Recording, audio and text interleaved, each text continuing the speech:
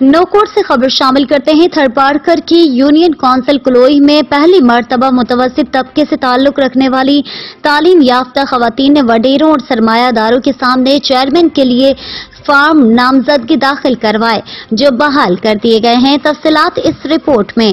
تھر Parker کی union council کلوئی میں بلدیاتی انتخابات کے سلسلے میں امیدواروں کے کاغذات کی جانچ پڑتال کا عمل جاری ہے، جہاں آزاد امیدوار چیئرمین ضلع کونسل پر خواتین امیدوار شبنم لطیف بلوچ کے فارم بحال، جبکہ وائس چیئرمین کے لیے مریم بلوچ اور دیگر نشستوں پہ جیو میگوار، کیول میگوار، شوبان خاسکیلی، عبدالخالق، حاجی عبدالقادر، نواز بلوچ، حسن، علا جوڑیو لنڈ، خمیسو، میر حسن کے نامینیشن فارم بحال کر دیے گئے ہیں، جس پر علاقے کے ہمدردوں کی جانب سے انہیں مبارکباد دی جا رہی ہے۔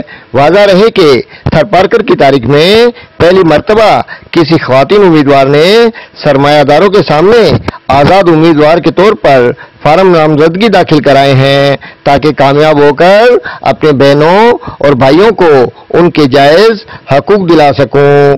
ملک اسلام، BBC اردو نیوز، نوکوٹ۔